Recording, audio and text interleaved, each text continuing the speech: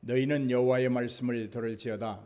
너는 일어나서 산을 향하여 변론하여 작은 산들이 내 목소리를 듣게 하라 하셨나니 너희 산들과 땅의 견고한 지대들아 너희는 여호와의 변론을 들으라. 여호와께서 자기 백성과 변론하시며 이스라엘과 변론하실 것이라. 이르시기를 내 백성아 내가 무엇을 내게 행하였으며 무슨 일로 너를 괴롭게 하였느냐. 너는 내게 증언하라. 내가 너를 애굽 땅에서 인도해 내어 종로로 타는 집에서 속량하였고 모세와 아론과 미리암을 네 앞에 보냈느니라. 내 백성아 너는 모압 왕 발락이 꾀한 것과 부올의 아들 발람이 그에게 대답한 것을 기억하며 시딤에서부터 길갈까지의 일을 기억하라. 그리하면 나 여호와가 공의롭게 행한 일을 알리라 하실 것이니라. 내가 무엇을 가지고 여호와 앞에 나아가며 높으신 하나님께 경배할까? 내가 번제물로 1년 된 송아지를 가지고 그 앞에 나아갈까? 여호와께서 천천의 숫양이나 만만의 강물 같은 기름을 기뻐하실까? 내 허물을 위하여 내 마다들을 내 영혼의 죄로 말미암아 내 몸의 열매를 드릴까? 사람아 주께서 선한 것이 무엇임을 네게 보이셨나니 여호와께서 네게 구하시는 것은 오직 정의를 행하며 인자를 사랑하며 겸손하게 네 하나님과 함께 행하는 것이 아니냐. 아멘. 할렐루야. 오늘 말씀의 제목은 너의 모습을 돌아보라, 이런 제목으로 함께 은혜를 나누려고 합니다. 변명을 아주 어리석게 하는 사람이 하나 있었습니다. 옛날 궁정에 고용된 어릿광대가 있었다고 합니다. 어느 날 아침에 임금님이 세수를 하고 있을 때 이 어릿광대가 그곳을 지나가다가 그만 장난기가 발동해서 임금님의 엉덩이를 힘껏 걷어차버렸다고 합니다. 이에 화가 날 대로 난 임금님은 이 버릇없는 어릿광대를 처형하라고 어명을 내렸습니다. 이 소식을 들은 대신들이 임금님께 아뢰어서 전하, 사형만은 면하도록 해주십시오 하고 간청을 했습니다. 그러자 임금님은 자신이 당한 모욕보다 훨씬 더한 말로 용서를 빈다면 살려두겠다, 그렇게 말을 했습니다. 그랬더니 그 어릿광대가 한참을 생각하더니 빌기를 시작합니다. 임금님, 한 번만 용서해 주십시오. 임금님이라고는 꿈에도 생각하지 못했습니다. 그저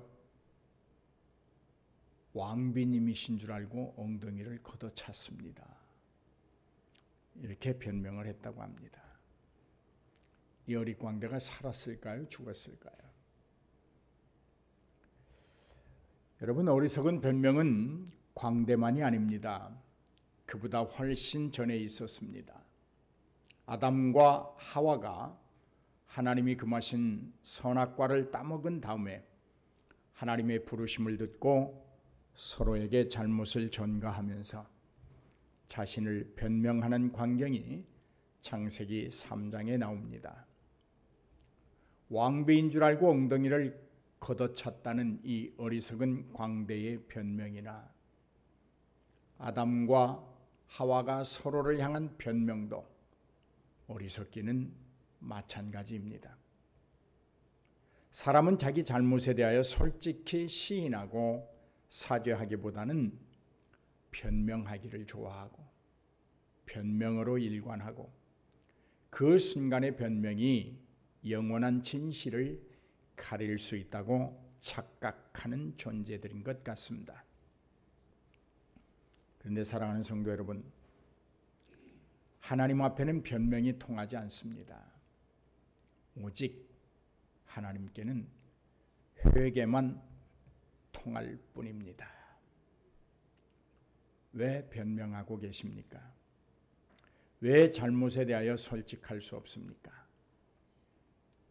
잘못을 인정하고 그 앞에 솔직해질 때 얻을 수 있는 것들을 왜 그렇게 둔감하십니까? 왜 그렇습니까?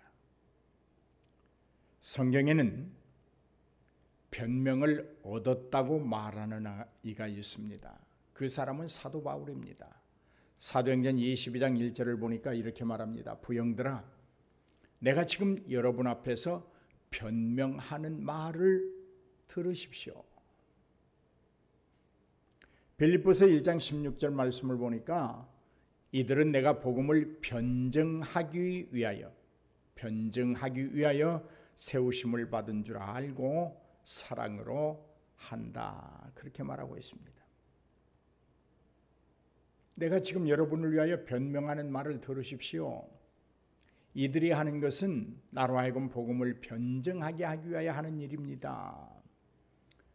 예수님은 이렇게 말씀하십니다. 누가복음 21장 14절 말씀을 보니까 그러므로 너희는 변명할 것을 미리 궁리하지 않도록 명심하라. 그렇게 말합니다. 이 말씀은 마지막 때에 무슨 말을 해야 할 것인지에 대하여 혹은 변명할 것에 대하여 미리 연구하지 말라고 말씀하고 있습니다. 예수님은 다가올 박해로 인하여 자신을 따르는 자들이 가족과 친구에게 배신당하리라고 하는 것을 경고하고 있습니다. 어느 시대나 그리스도인은 이런 가능성과 마주해야 합니다. 언제든지 배신당할 수 있습니다.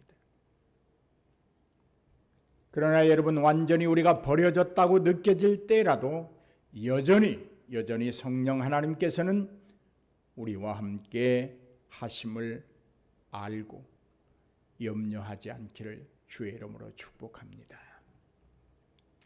성령은 우리에게 필요한 말씀을 주실 것입니다. 변함없이 위로하시고 격려하시고 우리의 길이 평탄하도록 인도해 주실 것입니다. 이러한 하나님이 가지신 사랑의 속성이 우리에게 말할 수 없는 능력을 주시고 때에 따라 해야 할 말들을 주십니다. 요한복음 14장 18절에 보면 그렇게 말합니다. 내가 너희를 고아와 같이 버려두지 아니하고 너희에게로 오리라. 29절에 이렇게 말합니다. 보혜사 곧 아버지께서 내 이름으로 보내실 성령 그가 너희에게 모든 것을 가르치고 내가 너희에게 말한 모든 것을 생각나게 하리라 말씀하십니다. 예수님을 따른다는 이유로 친구나 동업자나 승진의 기회에서 심지어 가족과의 관계를 잃었습니까? 한스러워하지 마십시오. 잘못될 것이라고도 예단하지 마십시오. 우리만 그런 것이 아니라 기독교 역사가 진행되는 내내 하나님의 백성들은 믿음을 지키기 위하여 잃은 것이 더 많습니다. 감사한 것은 예수님은 말세에 이런 일들이 일어날 것을 알고 계신다는 것입니다. 만약 믿음 때문에 조롱당하고 욕을 먹기도 하고 손가락질을 당하고 고통에 빠져 있다면, 아니 왠지 예수님을 믿으니까 되던 일도 안 되는 것처럼 느껴진다면 이 시간 꼭 기억하십시오. 그리고 감사하십시오. 하나님이 사랑하신다는 증표입니다. 많은 성도와 주 예수 그리스도와 밀접한 관계를 유지하고 있다는 표식이기 때문입니다. 지금 세상이 우리를 배척한다면 이는 예수님께서 우리를 당신의 제자로 받아주셨다는 증거입니다. 여러분, 오늘 우리가 읽은 이 미가서에는 세 편의 설교가 있습니다. 오늘 말씀은 세 편의 설교 중 마지막 설교의 시작 부분인데요. 미가 선지자의 설교의 특징을 살펴보면 설교의 전반부에는 이스라엘 백성들의 윤리적인 것, 종교적인 죄를 지적하고 책망합니다. 그 다음에 심판에 대한 경고를 내용으로 담고 있습니다. 미가 선지자의 설교 후반부를 보면 언제나 하나님께서 그들을 회복시킬 수 있는 방법을 내용으로 담고 있습니다. 오늘 말씀의 시작은 변론이라고 하는 주제를 다루고 있습니다.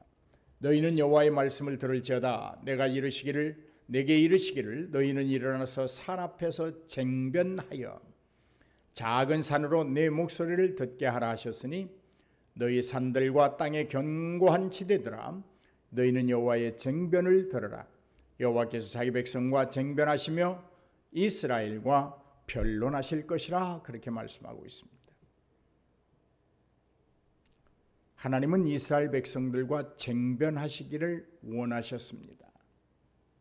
쟁변하신다고 하는 것은 이스라엘과 하나님의 사이에 깨어진 관계, 하나님이 이스라엘 백성들을 가까이 하지 않은 이유, 이스라엘이 하나님의 택하신 백성임에도 복을 누리지 못하는 것, 그리고 지금 이스라엘이 겪고 있는 어려움에 관한 이유에 대하여 쟁론해 보자는 것입니다. 재판해 보자는 것입니다. 이것들에 대한 이유를 분명히 설명하고 그것을 알게 된다면 이스라엘 백성들이 회개하고 하나님께로 돌아올 것이라고 하는 목적을 가지시고 쟁변해 보자 그렇게 말씀하십니다. 하나님은 장엄한 명령을 내리고 계십니다. 너희는 여호와의 말씀을 들을지어다.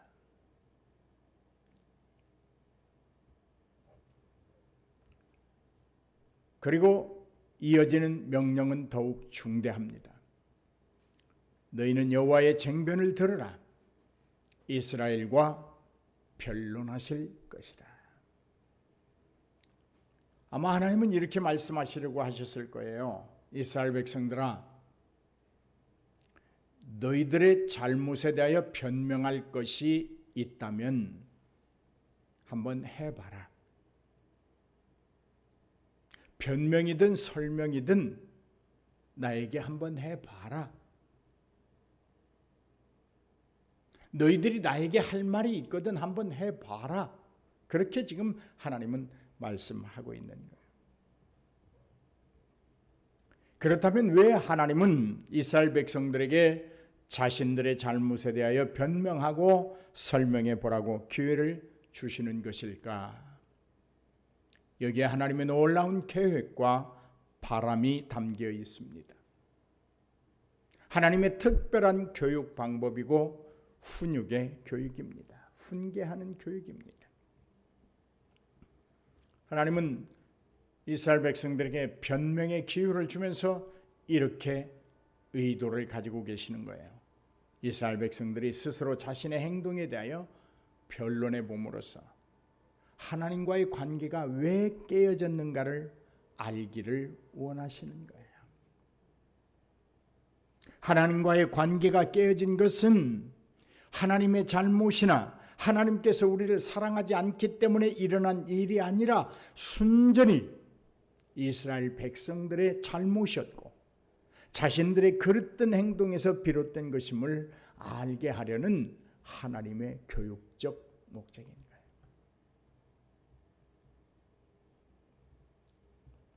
또한 자신들이 변명하고 설명하는 과정을 통해서 하나님은 언제나 신실한 분이시며 영원한 구원자이시고 그와는 반대로 이스라엘은 하나님께 죄를 범한 자들이고 하나님의 구원이 아니면 영영이 죽을 수밖에 없는 자신들의 형편을 알게 하시려는 고도의 차원 높은 교육 방식을 선택하고 있는 것입니다.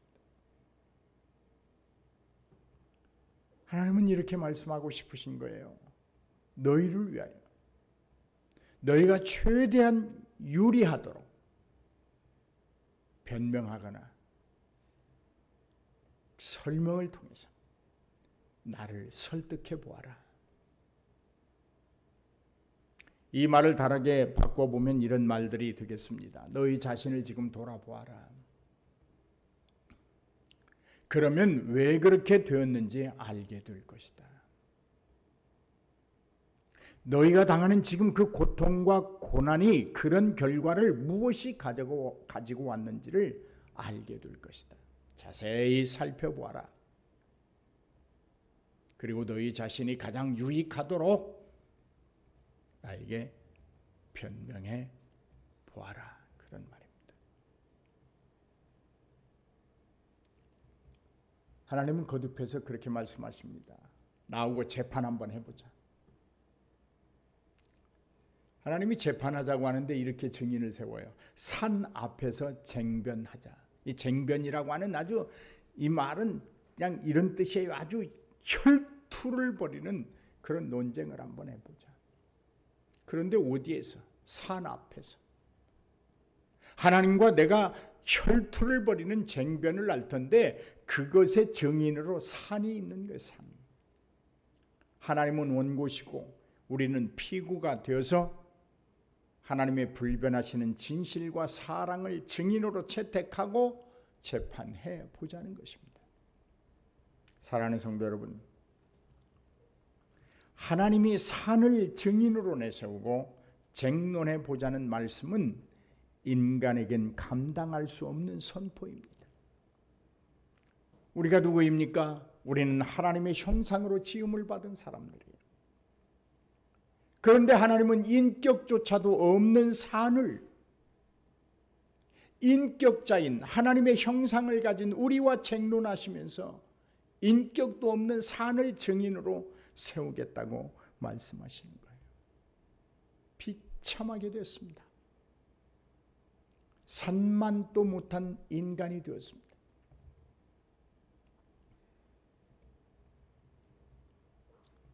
이 말은 좀 더 나아가면 너희는 이미 나의 형상을 잃어버린 존재가 되었다. 산만도 못하다. 너희는 나의 형상을 잃어버림으로 말미암아 아주 비참한 상태에 놓이게 되었다. 그런 말씀이에요.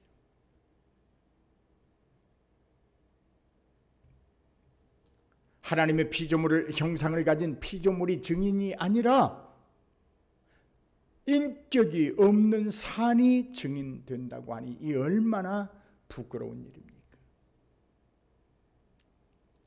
사랑하는 성도 여러분, 우리의 지금 믿음의 현주소는 어떻습니까? 하나님이 우리와 함께 쟁론해 보자고 할 때 어떻게 하시렵니까?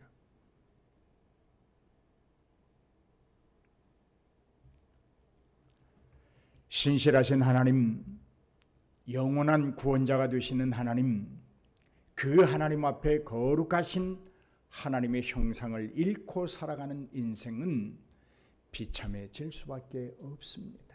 그래서 하나님이 쟁론해 보자고 하는 거예요. 그들에게는 부끄러움이 울타리가 되어서 그들을 애워싸게 됩니다. 어찌하여 하나님의 형상으로 지음을 받은 인생이 산보다도 못하게 되었단 말입니까? 다른 이들의 처지를 말하지 않습니다. 오늘 잃어버린 하나님의 형상을 회복하지 못한 자들에게 말씀하고 있습니다. 산은 변함이 없습니다. 산은 언제나 그곳에 있습니다. 산은 믿음이 갑니다. 산은 언제나 요동치지 않습니다. 그런데 너희들은 그렇지 못하다고 하나님이 지적하고 있는 거예요. 산은 변함이 없는데 너희는 변동이 심하다. 산은 언제나 그곳에 있는데 너희들은 언제든지 이리저리 휩쓸리고 있다. 산은 믿음이 가는데 너희는 믿어지지가 않는다. 산은 언제나 요동치지 않고 그곳에 있건만 너희는 어찌 그렇게 믿음이 없는 자처럼 요동치느냐. 하나님이 그렇게 산을 증인으로 세우면서 우리에게 깨달음을 주고 계십니다. 회개하지 못한 인생, 하나님의 전지전능하신 능력을 없인 여기는 자들, 하나님을 알되 하나님을 영화롭게 하지 않는 인생들, 하나님께 오늘을 감사하지 못하는 자들, 이들은 분명 말없이 서 있고 든든함을 잊지 않은 산만도 못한 자들입니다.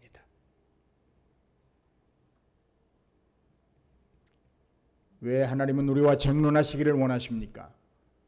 8절 말씀에 답하고 있습니다. 사람아, 주께서 선한 것이 무엇임을 내게 보이셨나니 여호와께서 내게 구하시는 것은 오직 정의를 행하며 인자를 사랑하며 겸손하게 내 하나님과 함께 행하는 것이 아니냐.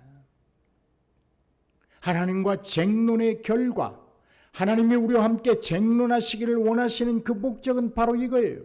너희가 선한 것이 무엇임을 알게 되기를 원한다. 그리고 하나님의 정의를 행하고 인자를 사랑하고 겸손하게 내 하나님과 함께 행하는 것이다. 하나님을 등지지 말아라. 하나님보다 앞서가지 말아라. 하나님보다 강한 척하지 말아라. 하나님 없이 내가 무엇인가를 할 수 있다는 착각 속에 살지 말아라. 오직 하나님이시다. 이스라엘처럼 하나님의 은혜를 많이 받고 입은 민족이 없습니다. 이스라엘 다음으로 한 나라를 꼽으라면 저는 주저없이 대한민국을 꼽습니다. 아마 세계에서 이스라엘 다음 각에 다음으로 우리나라가 하나님의 은총과 사랑을 입은 나라예요. 우리 민족은 수많은 외침을 받았습니다. 역사가들은 약 5,000회 이상 외침을 받았다, 그렇게 말합니다. 그 중에 우리 민족은 일제 36년을 비참하게 지냈습니다. 절망의 늪에서 빠져나오지 못하고 있었습니다. 하지만 하나님의 은혜로 잃어버렸던 나라를 되찾았습니다.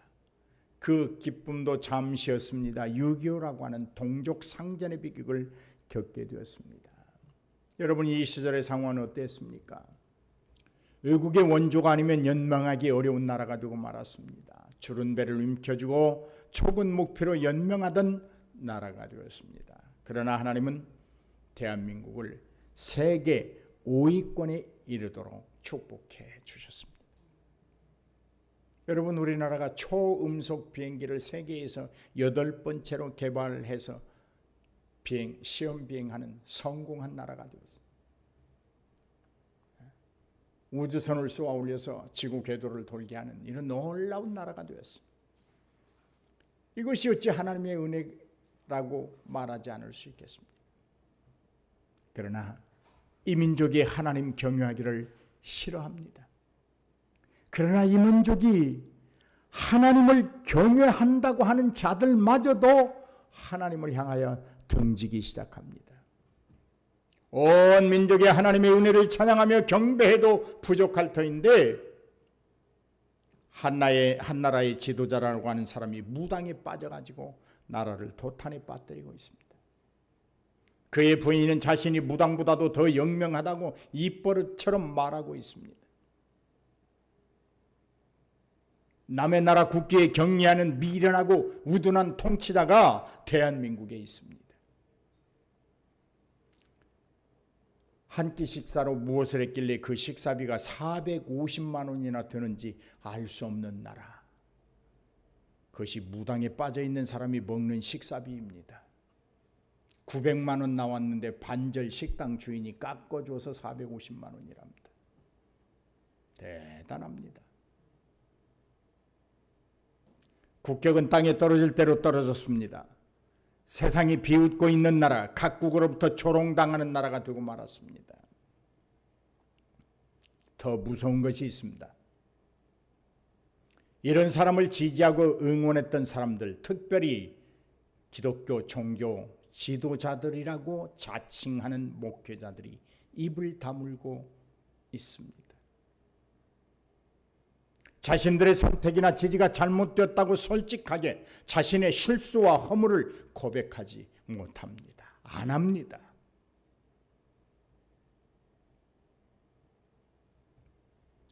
이러한 우리를 향해 하나님은 산을 증인으로 세우고 쟁론해 보자고 말씀하시는 거예요. 너희가 어찌하다 그렇게 되었단 말이냐. 야, 대한민국이 어찌하다 그렇게 되었단 말이냐? 내가 그렇게도 놀라운 은총과 은혜를 내려줬건만 어찌하여 너희들이 그렇게 세상에 부끄러운 나라가 되었고 나락으로 떨어지는 초라한 나라가 되었느냐? 어찌하여 무당이 판을 치는 나라가 되었느냐? 하나님이 슬퍼하고 있는 거예요.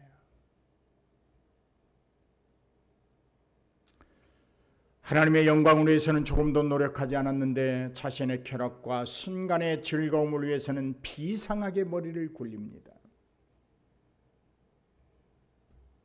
하나님을 위해서는 자신의 몸을 아끼고 살이는데 향락을 위해서는 자신을 내던지는 민족이 되었습니다. 하나님을 위해서는 단돈 10,000원 쓰기도 아까운데 세상을 위해서는 돈을 물쓰듯 하는 나라가 되었습니다. 국민들은 허리띠를 졸라매고 살기가 어렵다고 아우성인데 대통령이라고 하는 사람은 900만 원짜리 식사를 하고 있습니다.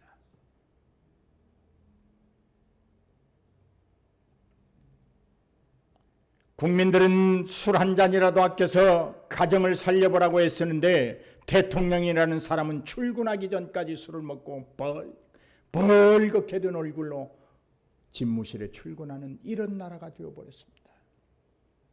이것이 대한민국의 현실입니다. 하나님을 잊어버렸습니다. 하나님이 두렵지 않은 나라가 되어버렸습니다. 하나님의 말씀 앞에 아니라고 손사래를 치면서 억지로 목을 곧게 하는 나라가 되었습니다. 더욱 불행한 것은 지금의 신앙이, 지금의 꼴사나운 신앙생활이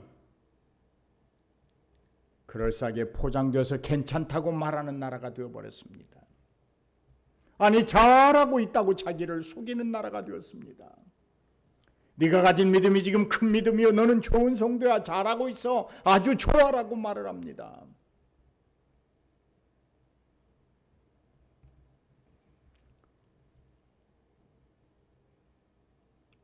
그러면서도 하나님을 찾아 만나야 한다고 말은 번지르르게 합니다.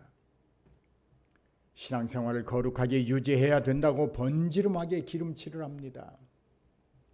잃어버린 하나님의 형상을 회복해야 된다라고 거듭해서 외쳐댑니다.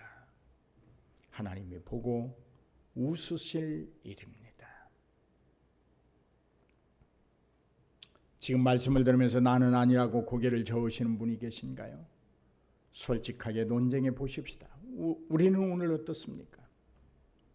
하나님을 항상 기억하고 인식하며 살고 있습니까?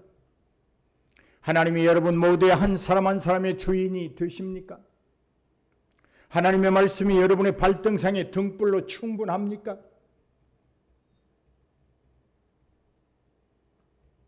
아니라면 지금 당장 잃어버린 하나님을 찾아 만나야 할 것입니다. 지금 하나님 앞에 옳고 그름에 대하여 변론을 시작하고 쟁론해야 할 것입니다. 하나님이 원하십니다. 산을 증인으로 세우고 쟁론하자고 말씀하십니다. 쟁론을 통하여 자신의 잘못을 깨닫게 된다면 그것이 은혜요 복임을 믿습니다. 자신의 잘못을 알았다는 것은 행복으로 가는 길을 찾은 것입니다. 하나님은 자신의 잘못을 알고 고칠 때 자신의 사랑과 은총을 한없이 부어주십니다. 하나님의 사랑과 은총이 있는 곳, 그곳이 천국이요, 그 현장에 행복이 있습니다. 하나님의 복을 받기 위하여 내가 무엇을 할 것인가의 깨달음이 넘치기를 주의 이름으로 축복합니다. 교회의 부흥을 위하여 무엇을 할고, 가정의 행복을 위하여 무엇을 해야 하는가, 나라와 민족을 위하여 어떻게 할 것인가, 사업을 위하여 무엇부터 해야 하는가 등등 깊은 깨달음이 있기를 바랍니다. 놀랍고 강한 깨달음이 있기를 주님의 이름으로 축복합니다. 앞으로는 하나님의 법정에 나와 하나님이 쟁론할 때 산이 증인이 되는 부끄러운 삶이 없기를 권면합니다. 사랑하는 성도 여러분, 깨달음은 알미 아니라 실천입니다.